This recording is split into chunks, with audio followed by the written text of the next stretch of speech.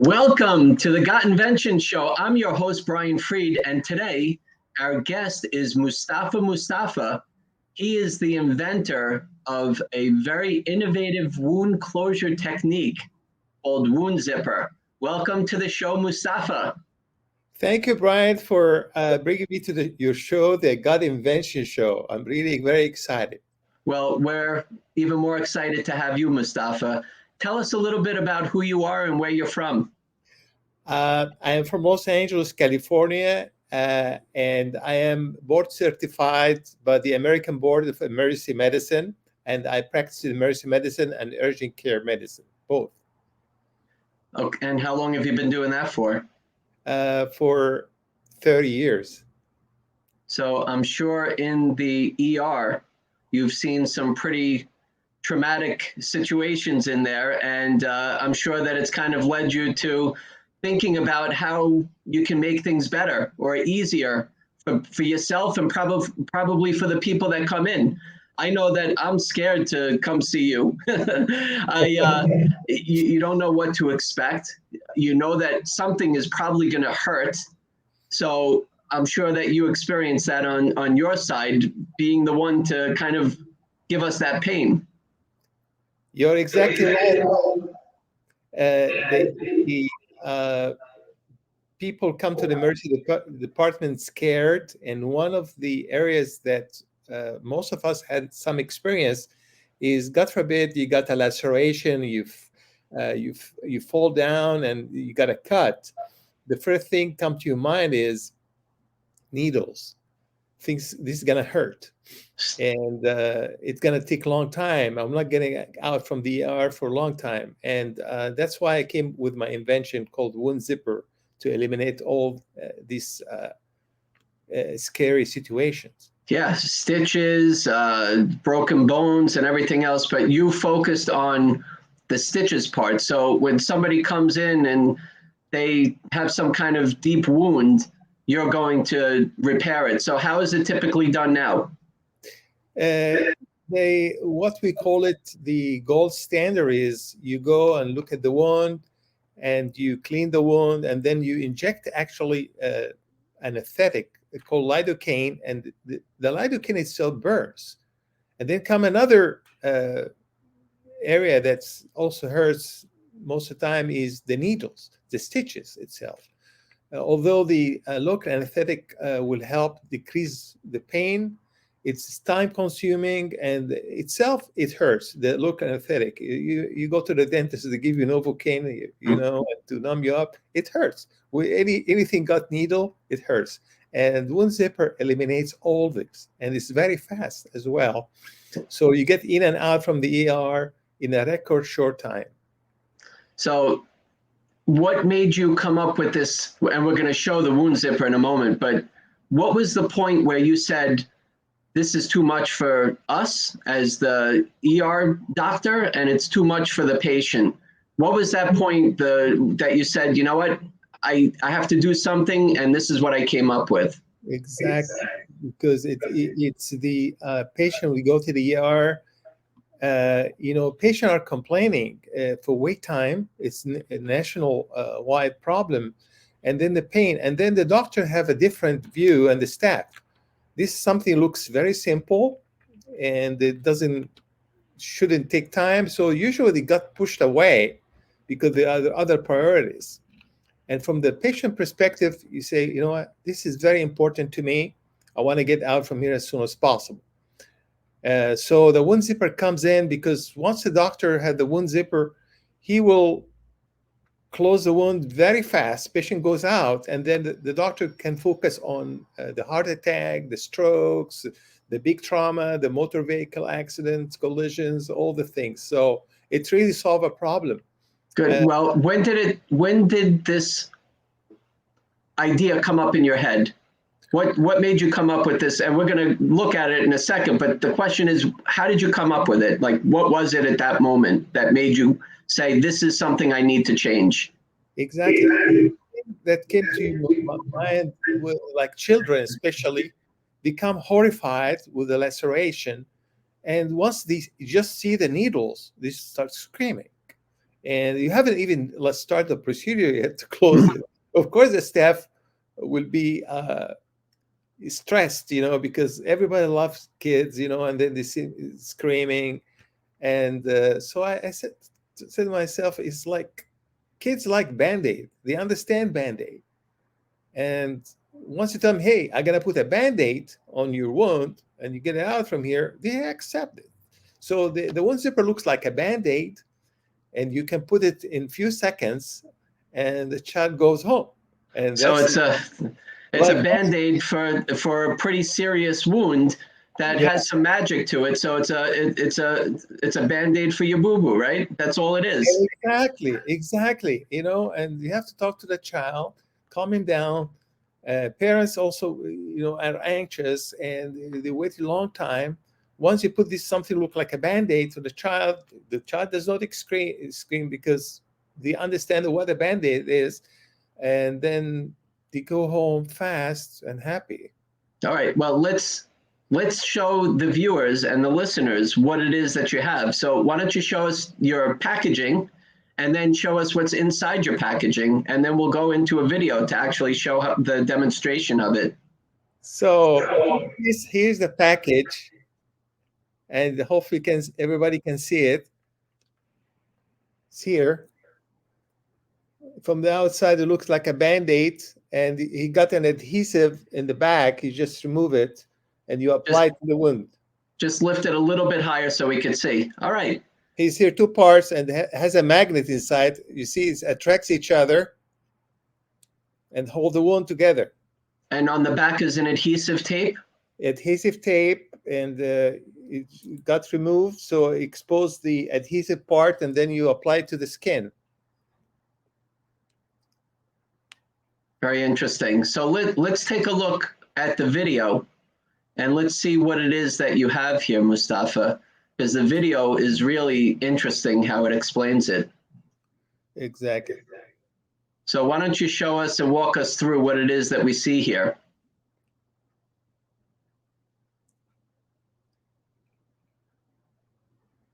So here's the wound, and this is the first part of the tape that has a magnet applied to one edge of the wound.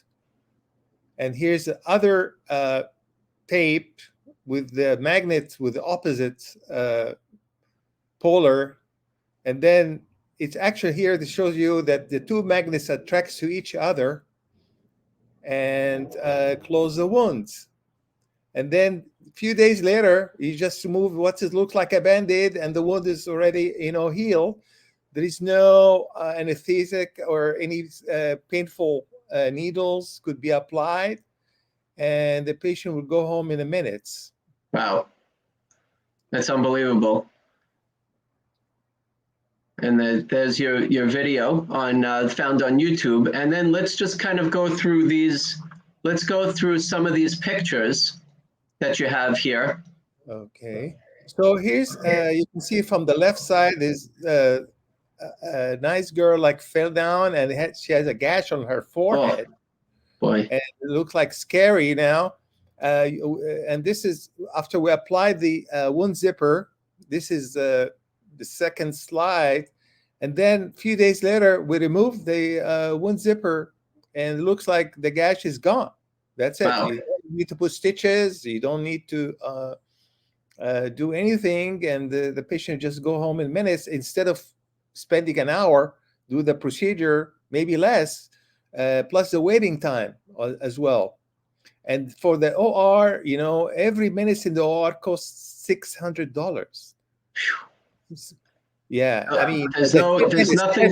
$600 costs $600. It's Wow. like this is like increase the cost of any procedure you do. It's not only the ER, and here another guy that fell in the shower, had a gash on the back of his head. Looks scary. Now the next slide will show after the WoundZipper is applied in 1 minute. He goes home and returns back after 5 days, and you can show it's all gone. There's no stitches, wow. No staples, nothing. Wow. That is unbelievable. If it's that,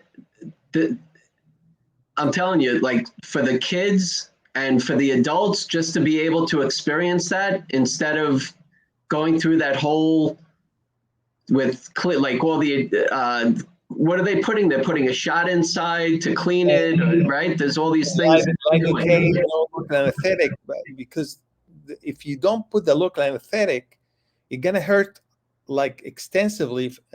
But the local anesthetic itself burns, and you tell the patient usually like, "Hey, it's gonna burn a little bit, but you're gonna feel much better."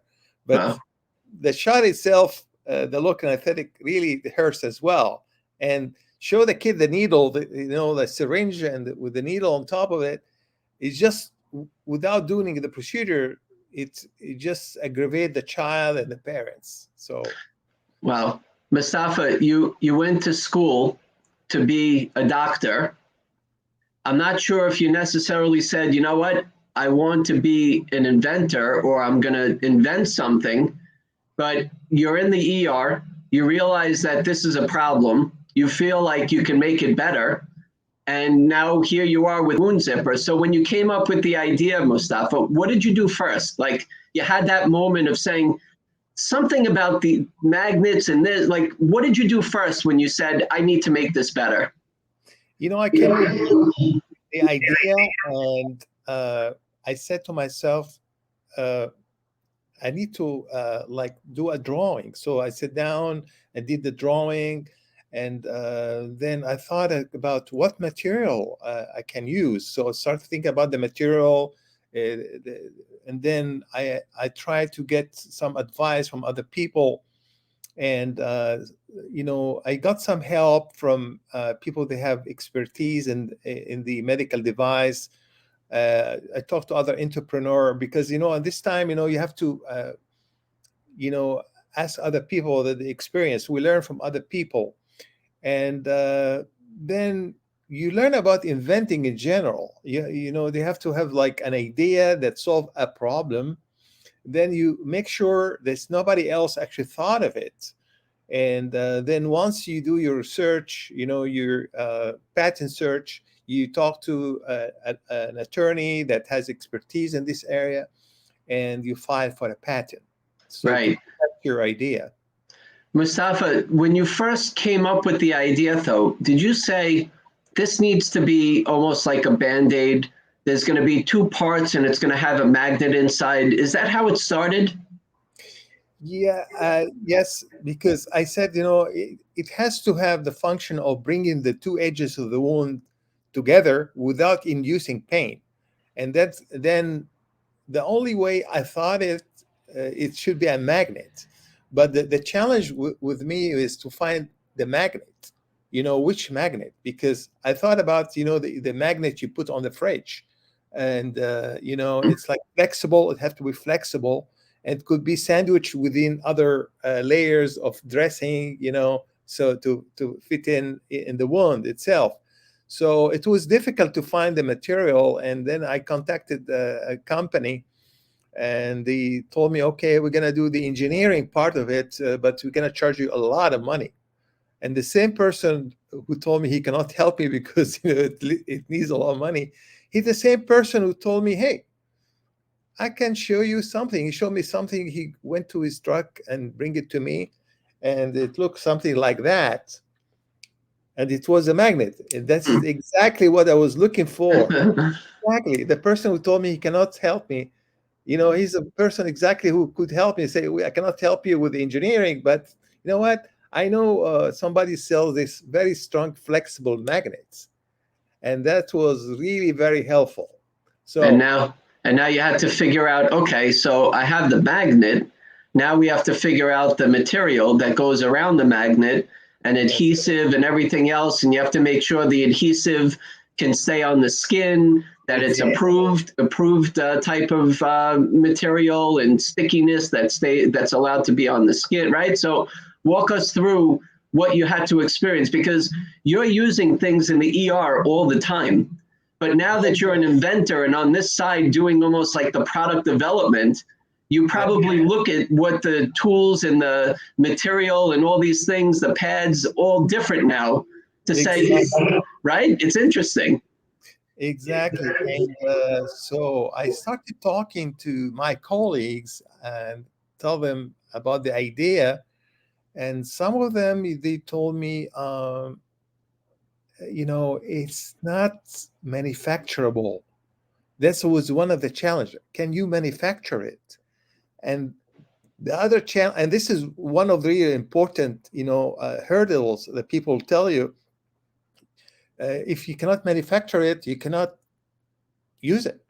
The second problem is, if you manufacture it, possibly it's not going to work on the real patients. So these were two big challenges that I really have to address. There's some other challenges, but these are the two most important points that I have to solve before going forward. Do you think, Moustafa, the people that were telling you that it's not manufacturable, were they engineers or somebody that were experts in the business, or were they just doctors that they've never really developed a product in their life? I mean, they use them, but who is it that was kind of the naysayers for you? Here's the answer. Some of them are really expert, but the mistake is you give up. So somebody tells you it's not manufacturable. What do you think will be my response? You have to go to the experts who are the manufacturer, medical device manufacturing, and talk to them. And it was not easy, because everybody has a certain focus. Most of the people I talked to went to trade show. Most of them, they say, no, we cannot do it. Mm-hmm. Again, the same situation. When somebody say we cannot do it, then you ask the question is, who you think he can do it? Right. Anything is possible. I mean, things are made out there. You just have to find the right person. And so you went through with a bunch of trial and error of navigating through and believing in your idea. Yes. So before you started to develop it, you mentioned that you did a patent search, which is fantastic. That's one thing that is really important, because a lot of times, Moustafa, people end up going down the steps of working on their invention, their ideas, and they didn't do a simple patent search. That even though you don't see it and you're not using it in the ER, doesn't necessarily mean that it's your intellectual property or your invention. So you did a good job with that. And then where are you right now with the patent? Are you fully issued? Or are you pending? Yes. I've been issued 5 patents, 3 in the US, 1 in Europe, and 1 in China. So this being protected by 5 patents. Right. Congratulations. Thank you so much. And I'm sure that just going through that experience was probably challenging. There's many times there's rejections that you have to overcome, but something so simple can be the magic in a new generation, a next generation in wound care. It's very interesting. So now you've gone through the trying to find an engineer, and you found the material, which was great. You ended up protecting it. So what'd you do next, Moustafa? The next thing, another question, you remember, challenge is people said, okay, even if you manufacture it, you may not be able to apply it to real patients because it's not going to work on real patients. So guess what I did? And you know the answer now. You have to apply it on real patients. So I did. And of course, it's a different curve now. You will be faced with certain things when you practically apply it to the real patients, and you have to solve it. So I contacted some plastic surgeons, and some of them are interested to use a new material and techniques, and they did. And the results were very good, actually, and that was very convincing to other plastic surgeons to use it.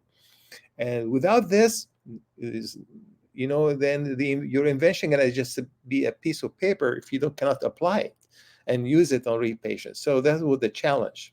Well, so are you you're using this in the ER, but it's healing very well, that we may not necessarily need a plastic surgeon after this?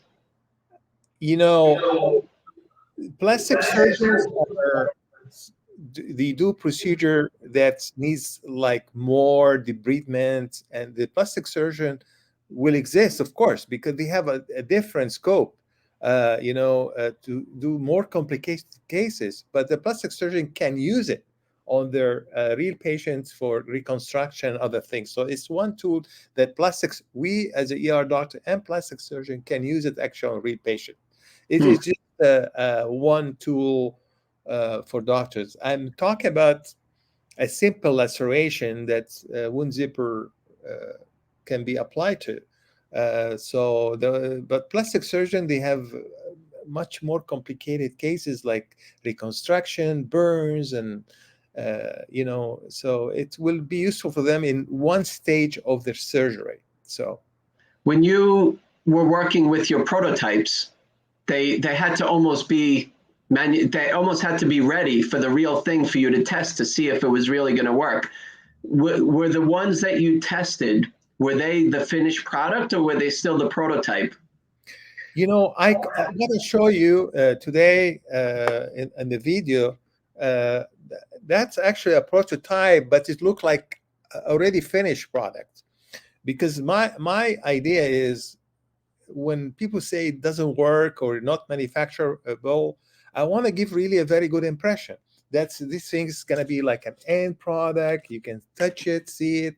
I call it prototype, but actually it was a short run with the factory. So I manufacture it not on a large scale, but only for enough to be tested on the patients. But I want it to be really in a good form for to be used and show it around. So because if you send your sample like this, it may not be, people will not really be impressed. But if you put it in a box like this, and you can do your advertising here, you can leave a better impression to whoever going to examine the product. Well, let's talk about that. So you ended up showing the doctors and your colleagues and yourself, most importantly, that it can be done, and let me show you how it can be done. And you showed a few of these samples that they actually healed the patient, and you showed that in your video, and you showed that in some of the pictures that you presented. And now you're at a point where you have the packaging done, you have inside the box, you have a sleeve that to make sure that it's clean and right. You have to make sure that it's in a certain package and to make sure that it's sterile. You rip it open, and now you have these two pieces of adhesive with some magnet in it, with some instruction. And what are you doing right now with it, Moustafa? What's the next step for you? It's a device, so it needs FDA approval. So I'm currently trying to get the FDA approval, because what I did is I have, of course, people helping me who are expert in regulation.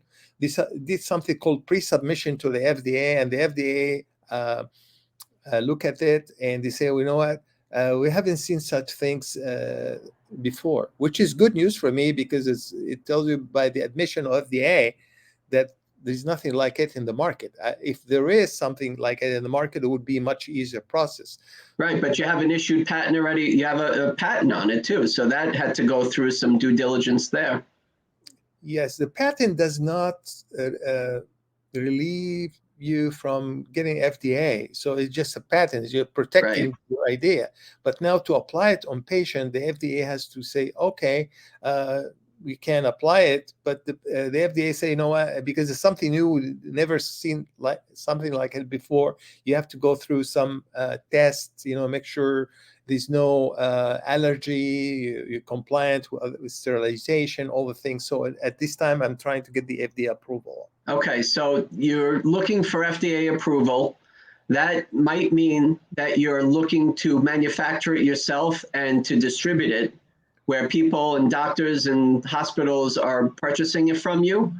Or are you getting it set up to be able to license, where one of the larger companies, they say, okay, you've gone through the filings, you did all your due diligence, here you go.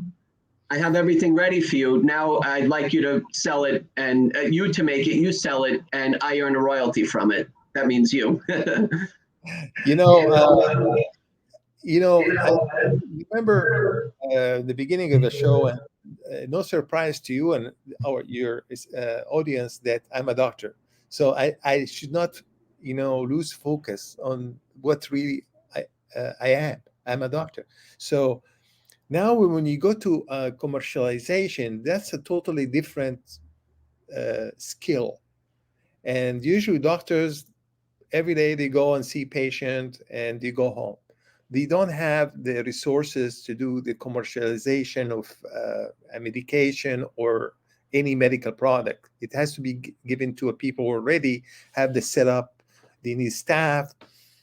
People do the advertising. It's a totally set of skills that most doctors don't have, including myself. Everybody has uh, an idea about how to be nice to your patients.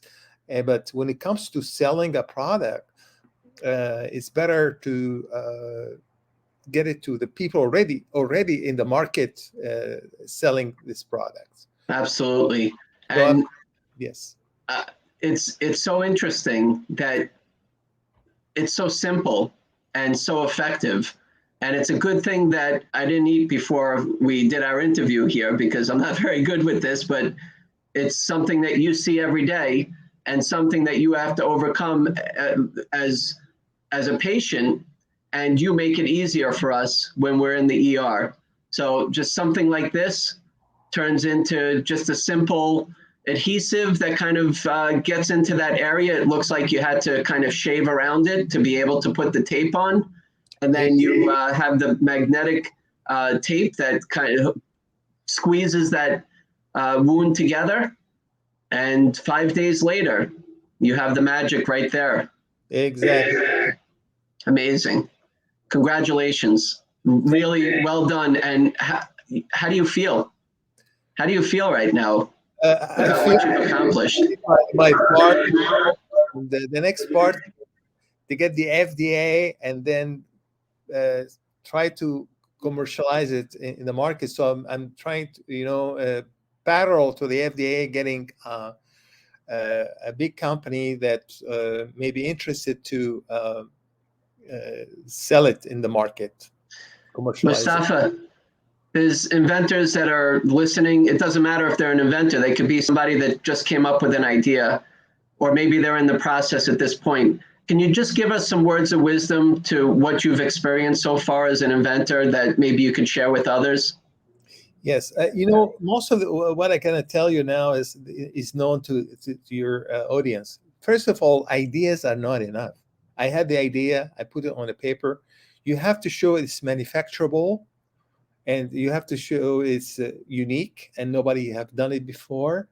And also you have to do tests on it and make sure it is applicable to what you intend to have it for. Other thing is, anytime somebody tells you it's not gonna work, this is very important. What I'm gonna tell you, you have to ask them why you think it's not gonna work, and tell me what I can do to make it work. Two questions. And a good person, a knowledgeable person, he can answer these two questions. The same person who thought he's not helpful because he told you it's not gonna work, don't get it personal, and ask him these two questions, because he's the same person can tell you exactly how to make it successful. Same person. So don't, or the person say, hey, I cannot help you. That's happened to you. Moustafa, congratulations on an amazing invention that hopefully will revolutionize the wound care industry. Something simple, effective. Hopefully the FDA will get it approved. We wish you all the best. We can keep in touch with you on WoundZipper.com. On the description, we'll have your social media and your website and ways to keep in touch with you. Congratulations again, Moustafa. Well done. Thank you, Brian. And maybe we'll meet one time more again when you see it on the shelf in the stores. For sure. Thank you, Moustafa. Thank you again.